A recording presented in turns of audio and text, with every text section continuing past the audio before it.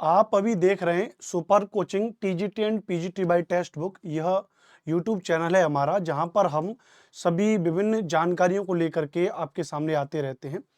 अपने इसी चैनल पर अगर आप थोड़ा सा देखेंगे नीचे, तो मैंने आपके लिए एक वीडियो बनाई थी अभी कुछ दिन पहले, और वो वीडियो थी ये वाली। कहाँ चलेगी भैया, आजा वीडियो।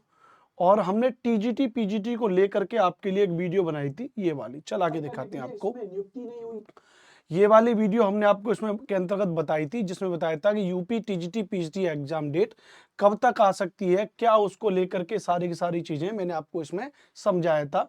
और मैंने बताया था कि आखिरकार क्यों टीजीटी पीजीटी की परीक्षा डिले हो रही है, उसके समस्त कारण बताए थे। उनमें से एक मुख्य था कि जो शिक्षा सेवा चयन आयोग है उसका गठन होना, और गठन तो उसका हो चुका है लेकिन उसकी नियमावली तय नहीं हुई है, उसकी कार्य प्रणाली ठीक नहीं हुई है, उसमें जो अध्यक्ष और जो सदस्यों की नियुक्ति होनी है उन सब को लेकर के बातें नहीं हुई हैं।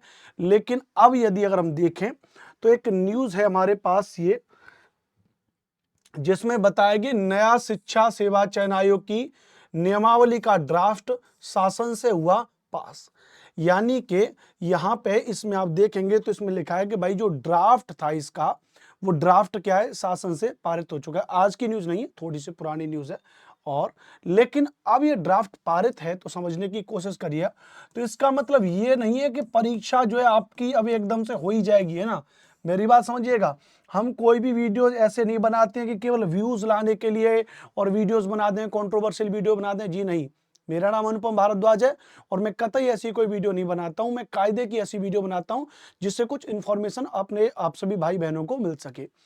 तो बहुत सारे लोग आपको इस बात पर करके जोर मारेंगे कि देखो भाई नियमावली पास हो गई है, ड्राफ्ट बन गया है, अब जो है दिसंबर में परीक्षा होगी। आप इस बात को तो मान लीजिए कि जो यूपी टीजीटी पीजीटी की ये जो परीक्षा है, यूपी टीजीटी पीजीटी परीक्षा, ये यूपी टीजीटी पीजीटी परीक्षा, अब इस बात को तो मेरा मानना तो 99% ये कह रहा है भैया कि ये परीक्षा नवंबर दिसंबर में तो नहीं होने वाली। नियमावली बन जाने से सारे काम नहीं होते। नियमावली बन जाएगी, ड्राफ्ट पास हो गया, अध्यक्ष उसके बनेंगे, सदस्य उसके बनेंगे, वो अपनी कार्य प्रणाली को आगे बनाएंगे, वो पीछे की चीजों को समझेंगे, जो सदस्य अध्यक्ष की नियुक्ति हुई है फिर वो अपने सारी सारी चीजों को बनाएंगे, पेपर बनेंगे, सेंटर्स बनेंगे, लॉट ऑफ वर्क है सारे के सारे। और लॉट ऑफ वर्क है तो फिर आप मान के चलिए कि क्या अनुपम सर, ये पेपर जो है जनवरी और फरवरी में हो सकता है। संभवतः है, मैं इस पे 50% के लिए हम ही भर सकता हूं कि हो सकता है ये पेपर जो है जनवरी और फरवरी में ले ले। कुछ लोग कह रहे हैं कि आचार संहिता लग जाएगी, चुनाव की वजह से आचार संहिता लग जाएगी, लेकिन आचार संहिता में कोई नई चीज नहीं होती है। जो पहले से, जहां तक मेरी जानकारी, जो पहले से फॉर्म वार्म भर गए उनकी हम कार्य प्रणाली आगे बढ़ा लेते हैं। लेकिन मुझे नहीं लगता कि यह पेपर होगा। लेकिन हाँ, इस बात को अगर मान के चलिए कि जिस तरीके से उत्तर प्रदेश सरकार इसको लेके काम कर रही है, यह अब ये जनवरी फरवरी मार्च अप्रैल में चुनाव के बाद की प्रक्रिया को समझिए कि भाई जब मार्च अप्रैल में, मेरे ख्याल से मई जून का जो मामला है वो उस समय आपकी परीक्षा होनी चाहिए। अब अनुपम सर आप तो कुछ भी बोल रहे हैं, कुछ समझ में ही नहीं आ रहा, बिना आंकड़ों की बात करें, आपको कोई जानकारी नहीं है। भैया जानकारी के अभाव में हम कोई बात नहीं करते, याद रखना। जो लोग फालतू में इस बात को लेकर के र्यूमर फैला रहे हैं नवंबर दिसंबर में नहीं होगी, हाँ जनवरी फरवरी में हो सकती है। जनवरी फरवरी के अलावा फिर और कोई ऑप्शन नहीं है। मार्च अप्रैल मई, पूरा अप्रैल मई ये पूरा चुनाव में लग जाएगा। मई जून के आसपास हो सकता है इस परीक्षा को करा लिया जाए।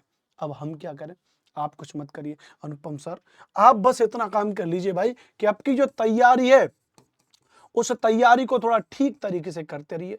आपके जो प्रीवियस ईयर के क्वेश्चंस हैं उनको थोड़ा सा ढंग से पढ़ लीजिए। कोई भी बढ़िया अपने सब्जेक्ट की अपनी किताब लीजिए, उनको बढ़िया पढ़िए। एनसीईआरटी को थोड़ा सा फॉलो अप कर सकते हैं, क्योंकि एनसीईआरटी से क्या हो जाएगा, आपकी बहुत सारी चीजों के कंसेप्ट में क्लियरिटी आ जाएगी, उनको आप पढ़ सकते हैं मस्ती से। हमारा एक दूसरा चैनल है super coaching TET and PRT by text book, वहां पर 4 बजे शाम को मैं क्या पढ़ा रहा हूँ, एसएसटी पढ़ाता हूँ।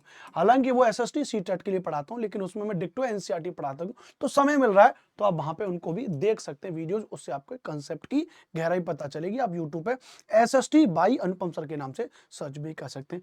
फिलहाल इतनी बातें करूंगा कि आपको एक सकारात्मकता, एक भाई के तौर पे, एक दोस्त के तौर पे आपको मैं यह दे सकता हूं कि आप अपनी तैयारी को थोड़ा सा आगे बढ़ाते रहें, ब्रेक ना लें। परीक्षा तो होकर के रहेगी, कहीं ऐसा ना हो परीक्षा कब होगी, इस चक्कर में परीक्षा के लिए ये 2-4 महीने का समय भी निकल जाए और आपकी तैयारी भी ना हो पाए। तो अपनी तैयारी को जरूर करिएगा, हैंड रिटन नोट्स बनाइए, जहां भी जिससे भी आपने पेड कोर्स खरीदा है या यूट्यूब से पढ़ा है, आप लोग वहां पे पढ़िए, अपने नोट्स को कंप्लीट करिए और अपनी तैयारी को आगे बढ़ाइए। वीडियो अच्छी लगी है तो इस चैनल को सब्सक्राइब कर लेना, लाइक करके ऑफलाइन में कमेंट कर देना कोई भी बात हो तो। जय हिंद, जय भारत।